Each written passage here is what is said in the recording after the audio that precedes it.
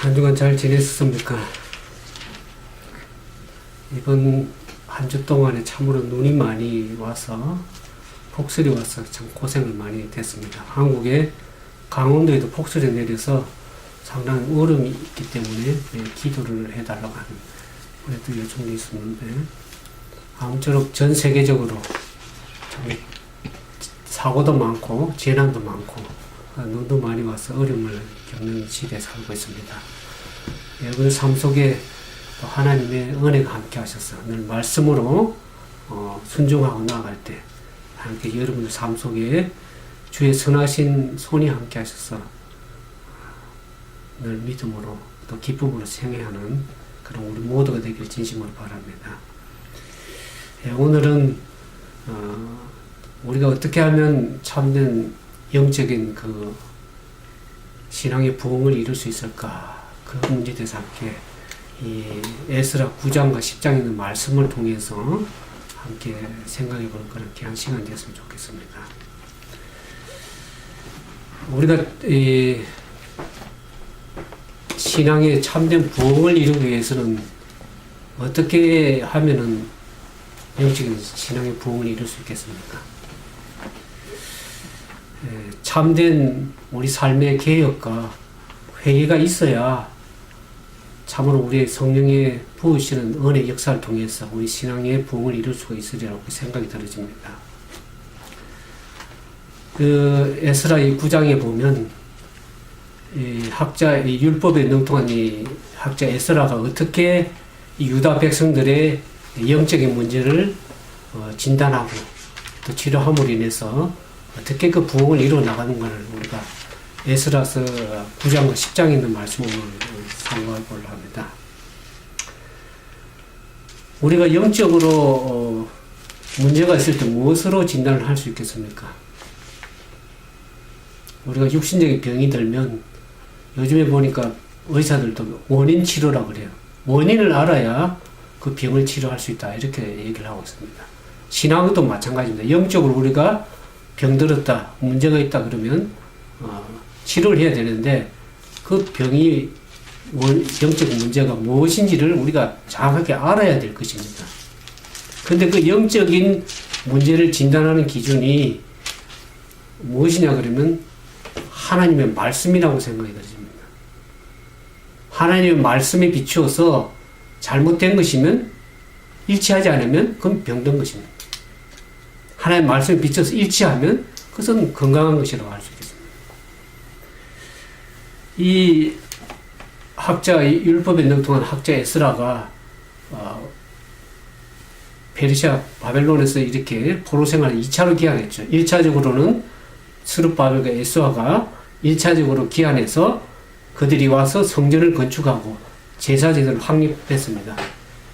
그렇지만은 이 에스라가 2차적으로 예루살렘에 기한할 때는 이미 시간이 58년이라는 긴 시간이 지난 이후입니다. 그럴 때에 이 이스라엘 백성들의 상태가 어떻는지를 잘 얘기를 하고 있습니다. 이 9장 1절에 보면 지난주에 우리가 말씀드린 것처럼 에스라가 하나님의 말씀을 연구하고 준행해서 그 이스라엘 유다 백성들에게 하나님의 율법의 말씀을 가르치기로 결심했었는데 와서 현실적으로 와서 예루살렘 와서 보니까 현실이 어떻습니까? 9장 1절에 보면 이르의 방백들이 내게 나와 가로되 이스라엘 백성과 제사장들과 레위 사람들이 이 땅 백성과 떠나지 아니하고 가나안 사람, 헷 사람, 브리스 사람, 여부스 사람과 암몬 사람과 모압 사람과 애굽 사람과 아모리 사람의 가정한 일을 행하여 그들의 딸을 취하여 아내와 며느리를 삼아 거룩한 자손으로 이방 족속과 서로 섞이게 하는데 그렇습니다. 에스라 와서 딱 보니까 그들이 하나님의 말씀의 계명을 바로 따르고 살지 않더라는 겁니다.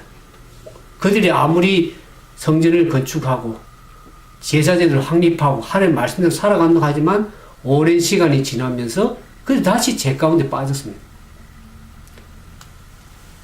신명기 7장 3절에서 4절에 보면 하나님께서 모세를 통해서 이스라엘 백성에게 이렇게 권고하신 하나님의 명령의 말씀이 있습니다. 신명기 7장 3절 4절에 보면 또 그들로 혼인하지 말지니 내 딸을 그들에게 주지 말 것이요 그 딸로 내 며느리를 삼지 말 것은 그가 내 아들 유혹하여 그로 여호와를 떠나고 다른 신들을 섬기게 함으로 여호와께서 너에게 진노하사 갑자기 너희를 멸할 것임이라고 모세를 통해서 하나님께 당부하셨습니다. 이스라엘 백성들에게. 그들이 이방 여인을 며느리로 맞이하면 어떻게 됩니까? 그들은 우상을 들어오는 것입니다. 오늘날로 말하면 세상의 정신을 가지고 들어오는 것입니다. 결국 들어와서 그 아들을 여호와로부터 떠나게 하고 이방의 다른 신을 섬기게 하기 때문에 하나님께서는 미리 그들에게 당부하셨습니다. 이방의 여인을 며느리를 맞이하지 말라. 그래서 에스라 와서 보니까 이 유다 백성들이 이 신명기 7장에 있는 말씀을 어기고 있더라는 것이죠. 근데 에스라가 더 기가 막히는 것은 여기 이제 9장 2절에 보면 이와 같은 아내와 며느리를 이방 여인을 취하는데 방백들과 두목들이 이제 더욱 어뜸이 되었더라 그랬습니다. 방백과 두목들은 오히려 그런 죄를 피해야 되고 그렇게 하는 백성들이 있으면은 막아야 됨에도 불구하고 오히려 그들이 더 앞장서서 이방의 딸들을 데려와서 며느리를 삼고 결혼하는 그 혼합하는 그런 결혼하는 것을 볼 때 에스라가 얼마나 기가 막혔겠습니까? 그래서 그가 어떻게 한 것을 보면 3절에 내가 이 일을 듣고 속옷과 겉옷을 찢고 머리털과 수염을 뜯으며 기가 막혀 앉았더라 그랬습니다. 얼마나 기가 막혔던지 겉옷과 속옷을 뜯었어요. 그 옛날 그 당시의 사람들은 우리 성경에 보는 것처럼 옷을 찢는 행위를 합니다.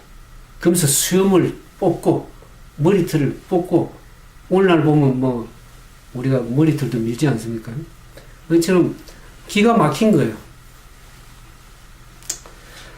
한마디로 말하면 하나님의 말씀에 비춰서 현실을 보니까 너무나 기가 막힌 겁니다. 여러분들은 그 에스라처럼 뭐 속옷을 겉옷을 찢고 수염을 뽑지는 않지만 원래 우리는 영적인 문제를 볼 때 어떻게 진단하고 판단해야 됩니까? 우리가 우리 스스로를 바르게 영적으로 진단해 볼 필요가 있다는 것이죠. 개인적으로 보면 우리 스스로의 영혼을 객관적으로 바라보고 바르게 판단해야 될 것입니다. 이 고린도후서 13장 5절에 보면 너희가 믿음이 있는가 너희 자신을 시험하고 너희 자신을 확정하라 그런 말씀이 있습니다. 이 말은 남을 분석하는 얘기가 아닙니다.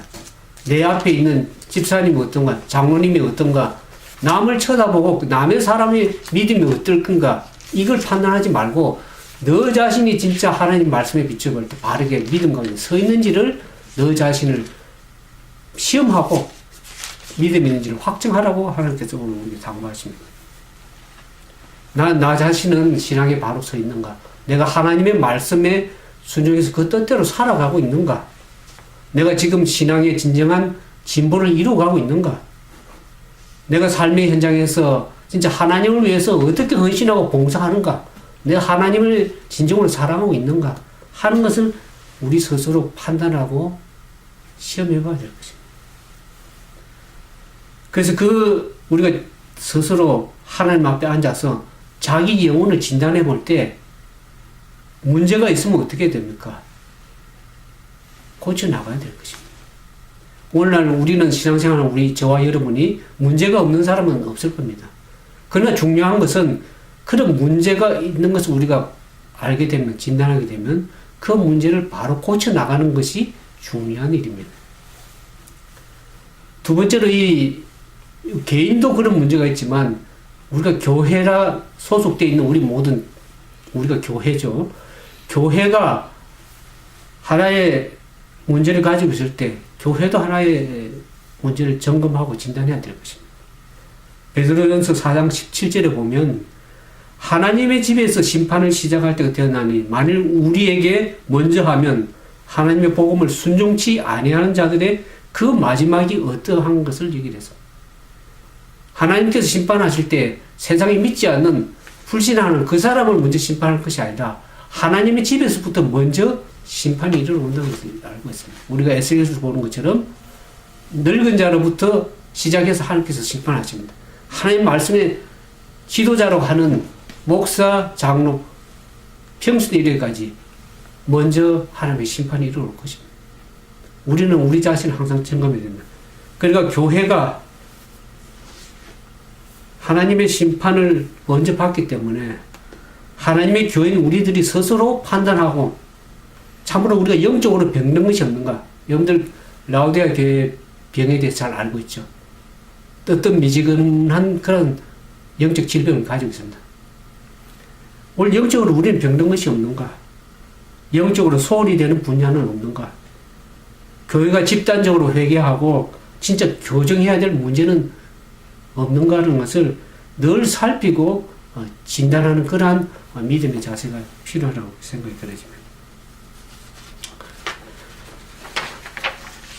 그래서 그러면 이러한 우리가 하나님의 말씀에 비춰봐서 그런 문제가 있을 때 진단하고, 그러면 진단하고 파악했으면 어떻게 해야 됩니까? 그저 치료해야 될 것입니다. 에스라는 이러한 유다 백성들의 그런 문제가 있는 것을 진단하고 치료하는 행위를 했는데, 그가 첫 번째로 한 일이 하나님 앞에 기도하는 일이었습니다. 우리가 에스라서 9장 6절에서 10절에 보면 에스라가 하도 기가 막혀서 저녁 제사 드릴 때 거듭 속과 그들을 찍은 그 상태로 하나님 앞에 무릎 꿇어서 하나님께 기도한 모습이 나옵니다. 그게 9장 6절에 보면은 9절 10절까지 보면 그가 계속 반복되는 표현이 우리라는 표현이 나옵니다. 이건 9장 6절의 중간에 보면 우리 죄악이 많아, 우리의 허물이 커서, 7절에 보면 우리의 죄가 심함에 우리의 죄악으로 인하여 우리 여호와 하나님께 이런 우리라는 표현을 21번이나 그렇게 표현을 쓰고 있습니다. 사실 에스라는 유다 백성들처럼 자기가 이방인을 데려와서 혼인하고 한 그런 죄를 범치는 안 했습니다. 그럼에도 불구하고 그는 그 유다 백성들의 죄악을 자기 죄악으로 생각하고 하나님 앞에 자복하는 것을 보게 됩니다. 우리가 다니엘서도 보죠. 다니엘도 자기가 잘못한 것은 아니지만 그 민족의 자기 동족들이 잘못한 그 죄를 자기의 죄로 생각하고 하나님께 고백하는 모습을 보게 됩니다. 우리가 영적 문제를 치료하기 위해서는 첫 번째 그 한 일이 9장 6절에 보는 것처럼 자신의 죄를 인정했다는 것이죠. 영어로 하면 recognize. 그 죄를 하나님께 인정하고 고백하는 것이죠.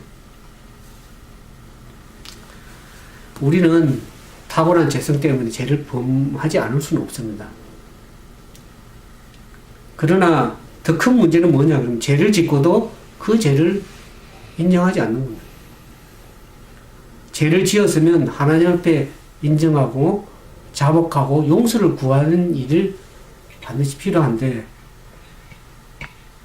그렇게 하나님께 정직하게 문제를 고백하고 인정할 때 우리가 치료를 할 수 있는 겁니다. 우리 병도 치료를 할 수 있는 것은 우리가 병이 들은 병자라는 것을 인정할 때에 치료를 할 수 있는 것입니다. 우리가 요한일서 1장 9절에 보면 이런 얘기가 나오죠.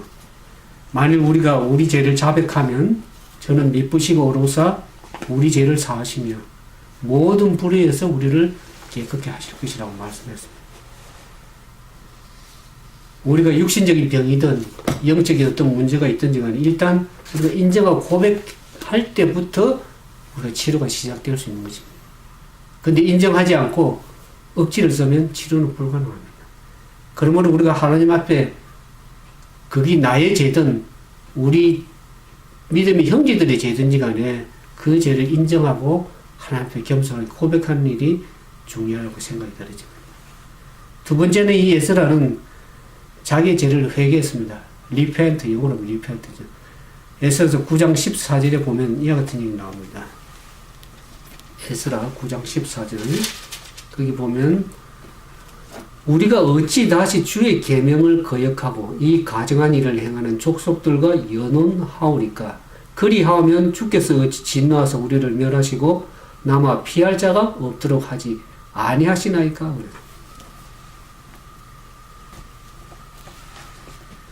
유다 백성들이 이방인과 연혼하고 주의 계명을 어기는 일을 이제는 다시 하지 않을 것을 하나님께 고백하는 것입니다. 회개는 말로만 하는 것이 회개가 아니죠. 마음으로만 하는 것도 회개가 아닙니다. 회개라는 것은 잘못된 삶의 전체에서 돌이키는 것을 얘기합니다. 잘못되던 가는 길에서 돌이켜서 바른 길로 가는 것을 회개라고 성경은 얘기를 하고 있습니다. 사람이 죄를 회개치 아니하고 계속 잘못된 방향으로 가게 되면 어떤 문제가 생기냐 그러면 하나님께서 하나님의 동행을 잃어버리게 됩니다. 하나님이 함께 동행하지 않으면 우리가 아무리 세상적으로 성공했다 그래도 실패한 인생입니다. 참된 성공은 하나님이 동행하시고 함께 임재함으로 말미암아서 오는 인생이 될 때에 그 인생은 참으로 성공한 인생입니다. 우리가 창세기 보면 요셉의 얘기를 잘 알고 있죠.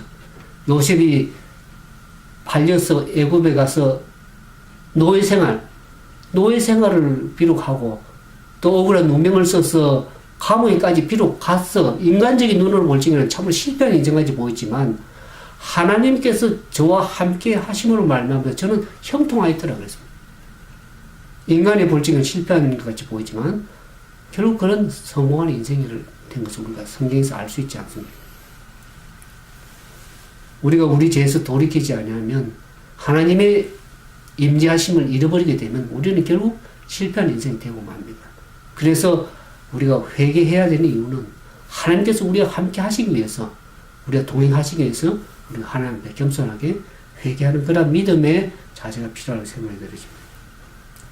세 번째로 이 에스라 기도할 적에 어떤 역사가 일어났는지를 여기 보면 잘 나옵니다.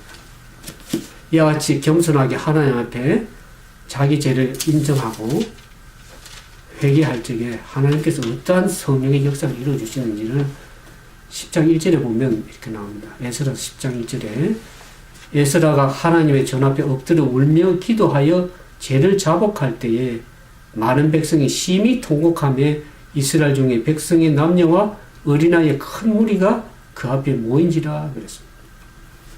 오늘 많은 사람들이 기도를 하면 내가 기도해도 뭔 큰 변화가 있겠나. 한 사람의 기도가 그 많이 기도하지 않는 많은 사람들을 어떻게 변화시킬 것인가 하고 실망하고 연약해질 때가 참 많습니다. 그러나 진정으로 자기의 죄를 인정하고 하나님 앞에 겸손히 회개하고 통회하고 자복할 때에 많은 사람들이 그걸 보는 사람들의 마음속에 성령의 역사에서 통곡하며 사람들이 몰려오기 시작했다는 거죠. 그러면서 그 중에 한 사람이 이렇게 얘기를 합니다. 엘람 자손 중 여엘의 아들 스가냐라는 사람이 이렇게 얘기를 합니다.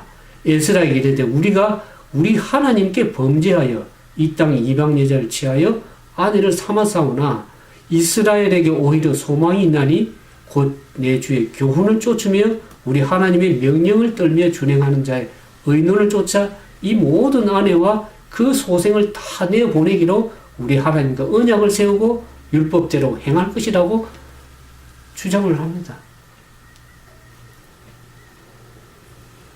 제가 이 페이스북을 하면서 겸손하게 하나님의 말씀에 떨며 순종하는 그 사람이 있다는 것을 제가 알게 됩니다. 그 한 사람이 중요합니다. 우리가 겸손히 하나님께 무릎 꿇고 나아갈 때 하나님께서는 사람을 보내주십니다. 사람을 붙여주십니다. 겸손하게 하나님의 말씀에 순종하며 뜨는 백성들이 아직도 이 세상에는 많다는 것을 하나님 바알에게 무릎을 꿇지 않고 입을 맞추지 않은 7천인의 사람이 아직도 남아있다는 것이죠. 그 사람들을 통해서 하나님께서 일을 이루어 가시는데 그가 그렇게 겸손히 하나님 앞에 새로운 헌신하는, 새롭게 헌신하는 이제가 하나님의 말씀에 순종해서 그렇게 살아갈 적에 우리에게 소망이 있다고 그렇게 고백하는 스가랴의 얘기를 우리가 볼 수가 있습니다.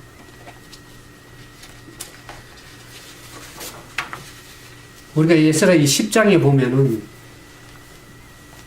이스라엘 백성, 이 유다 백성들에게는 이 회개와 부흥의 역사를 우리가 볼 수가 있습니다. 진정한 성령의 역사가 무엇인지, 사람이 성령의 역사에 진정으로 굴복했을 때 어떤 놀라운 일이 일어나는지를 오늘 이 에스라 10장에서 보길 수가 있습니다. 그들이 참으로 자신들의 죄를 회개하고 통회한 그 유다 백성들이 내린 최후의 결정이 있습니다. 그 결정은 참으로 육신의 성령을 가진 사람으로서 참 내리기 힘든, 참으로 성령의 역사가 아니고는 내리기 힘든 결정들을 한 것을 보게 됩니다. 자기들 자신들이 과거에 살아왔던 잘못된 죄, 또 과거의 죄를 애통하면서 진정으로 하나님 앞에 헌신하고 재헌신하는, 새롭게 하는 그러한 충성의 표로서 그들이 과연 어떤 일을 행했는가를 우리가 볼 수가 있습니다. 그 일은 이방인의 아내를 잘못된 그에서 완전히 내어보내고 자식들 내어보는 일입니다. 이게 참으로 쉬운 일이 아닙니다. 아무리 이방 여인을 할지라도 자기가 사랑하던 아내, 또 자기가 귀하게 여기던 그 자녀를 하나님 말씀 비추 잘못됐기 때문에 내보낸다는 것은 인간적 육신적 성질을 가지고는 참으로 하기 힘든 일입니다. 물론 믿음이 연약한 사람들은 꼭 그렇게까지 해야 되느냐. 하지만은 그 유다 백성들이 이방의 여인을 아내로 맞아들이고 며느리를 삼았다는 것은 무슨 얘기입니까? 그것은 이방에 있는 우상을 들어왔다는 거죠. 자기 자녀들이 우상을 섬기면서 살고 있다. 그렇게 이방 사람처럼 살아가고 있다는 것을 말씀합니다. 거기에는 하나님의 함께 하심도 없지만 하나님의 진노밖에 임할 수가 없습니다. 왜 이스라엘 백성들이 바벨론 포로로 붙잡혀 갔습니까? 그들이 하나님 말씀에 불순종하고 우상을 섬김으로 인해서 하나님 뜻대로 살지 못했기 때문에 하나님께서는 고통 가운데에서 하나님을 배울 수 있도록 그것도 은혜를 베푸신 것입니다. 우리 성경에 보면 하나님께 은혜를 많이 베푸셨습니다. 참으로 하나님 말씀 비추면 진노로서 그들 다 멸할 수밖에 없었겠지만 하나님께서는 여기 9장 14절에 보는 것처럼 은혜를 베푸사 남은 자가 있게 피하여 남은 자가 있게 하셨다고 그랬어요. 하나님의 은혜가 아니고는 우리는 다 소멸될 수밖에 없는 사람. 그러나 하나님의 전적인 은혜로 말미암아서 회복될 수 있는 소망을 주시면서 우리가 인해서 감사를 드릴 수밖에 없습니다. 그러면서 여기 보면 그들이 참으로 힘든 그런 어려운 결정을 내렸는데 진정한 회개는 철저한 개혁이 따른다는 얘기를 하고 있습니다. 개혁이 따르지 않는 회개는 참된 회개가 아닙니다. 우리가 철저하게 회개하고 하나님 앞에 충성된 사람으로 결심할 때 이 유다 백성들처럼 하나님께서 우리에게 은혜를 베푸십니다.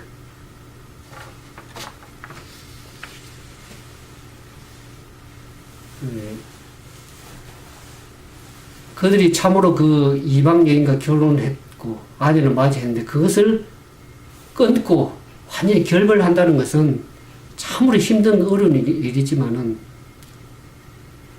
그것을 오늘 우리의 이 마지막 시대를 살아가는 우리의 영적인 의미로 재해석해 보면 어떻습니까? 우리의 삶 속에 하나님 말씀을 비춰서 잘못된 것을 진정으로 회개하고 하나님보다 더 사랑하는 중요하게 얘기하는 모든 우상을 제거하고 새로운 삶을 살아가는 그래서 개혁해서 바른 삶으로 살아가는 온전한 헌신을 오늘 우리가 생각해 볼 수가 있습니다. 유다 백성들은 비록 쓰라린 이별을 통해서 그들의 마음의 아픔이 있을 겁니다. 자기의 어떤 살을 끊는 그런 마음의 고통이 수반되어 있다 할지라도 하나님의 뜻과 계명에 비춰서 어기던 생애를 가감하게 회개하고 기억해서 이방 아내를 자식을 내어 보내는 일을 결정했다는 것이죠. 우리가 마태복음 7장 37절에서 보면 아비나 어미를 나보다 더 사랑하는 자는 내게 합당치 아니하고 아들이나 딸을 나보다 더 사랑하는 자는 내게 합당치 아니하라고 예수님께서 말씀하십니다. 이 말에 보면 결국 우리가 우상 숭배는 뭡니까? 올라가는 말로 우상 숭배는 우리 주님보다 더 사랑하는 그것을 우상 숭배라는 거예요. 그것이 내 가족이든 혈연이든 내가 사랑하는 것들이든 간에 그래서 하나의 우상이 될 수가 있습니다. 오늘 저와 여러분은 하나님 앞에 어떤 충성을 드리고 있습니까? 하나님 진리에 충성한 일에 방해가 되는, 걸림돌이 되는 것을 여러분들이 이 유다 패드처럼 과감하게 버릴 수가 있겠습니까? 하나님 앞에 우리 죄를 자복하고 그 때대로 살기로 참으로 이 유다 패드는 결심하고 순종인 것처럼 오늘 하나님께서는 저와 여러분에게 성경이 뭐라고 죽도록 충성하라. 그리하면 내게 생명의 면류관을 내게 주리라. 그렇게 말씀하십니다. 오늘 그와 같은 하나님의 거룩한 말씀을 우리가 다 받고 있습니다. 하나님께서 이 마지막 시대에도 충성된 하나님의 백성들을 찾고 계십니다. 이 세상의 모든 것보다, 어쩌면 재물보다, 어때 우리가 사랑하는 음식보다, 우리의 평판은 우리의 명예보다, 우리가 사랑하는 연을 맺었던 가족이나 혈연보다도 하나님을 사랑하고 진리를 위해서라면 목숨까지 바칠 만한 믿음과 충성의 사람을 하나님께서 오늘날도 이 마지막 시대에 찾고 계신다는 것을 우리 반드시 기억할 필요가 있습니다. 왜 그렇습니까? 왜 그렇게 해야 됩니까? 우리가 다니엘서 12장 1절에서 보는 것처럼 마지막 때 통과해야 될 우리의 환난은 참으로 이와 같은 충성과 믿음이 없으면 결코 통과할 수 없는 계곡이 없는 큰 환난이 우리 앞에 있기 때문에 그 환난은 우리의 믿음을 송두리째 흔들 수 있는 엄청난 환난이기 때문에 우리가 하나님 앞에 바르게 믿음 가운데 충성 가운데 서지 않으면 결코 통과하기 힘든 환난이라는 것을 우리가 성경 가운데 보게 됩니다. 우리가 계시록 14장에도 보는 것처럼 하나님의 여자의 남은 무리, 여자는 교회를 얘기하죠. 교회의 남은 무리 가운데 그 특징을 얘기했습니다. 13만 4천의 특징 가운데 뭡니까? 계시록 14장 4절에 보면 어린 양이 어디로 인도하든지 따라가는 자입니다. 하나님께서 어떤 요구를 하시든지 어떤 것을 포기하라고 하시든지 진짜 그야말로 하나님께 충성하고 순종하며 따라가는 그 무리가 하나님의 남은 백성입니다. 오늘 저와 여러분은 여러분의 충성은 어디까지입니까? 모든 것을 다 버리고 포기할 만큼 주님을 따라갈 만큼 그 하나님께 대한 믿음과 사랑과 충성을 가지고 있습니다.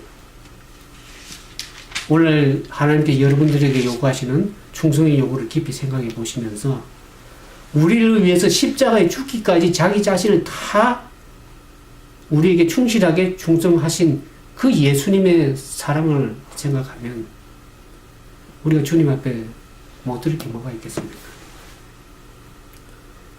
우리의 모든 것을 주님께 바치면서 충성하는 마지막 시대 살아가는 저와 여러분 되기를 주님 이름으로 축원드립니다. 하나님의 거룩한 사랑이 이 일을 넉넉히 이루어 가실 것이라고 그렇게 제가 믿습니다.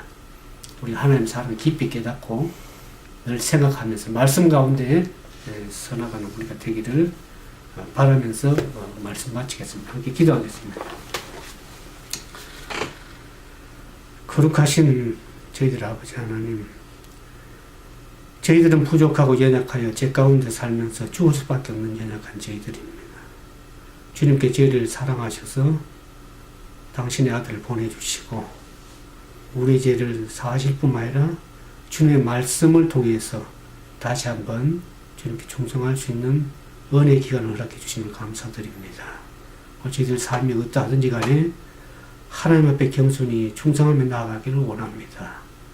제 심령 가운데 성령을 보내주셔서 하나님의 말씀에 뜨거움을 가지고 그 말씀에 사랑하고 순종함으로 하나님을 기쁘시게 하고 또 영혼을 구원하게 이르는 넉넉한 믿음을 가질 수 있도록 은혜를 더해 주시옵소서. 제 삶 속에 하나님의 거룩한 성령의 은혜가 이 한 주간 함께 해 주실 것을 믿고 감사드리오며 우리 구주 예수님 이름으로 간절하게 기도드리옵나이다. 아멘.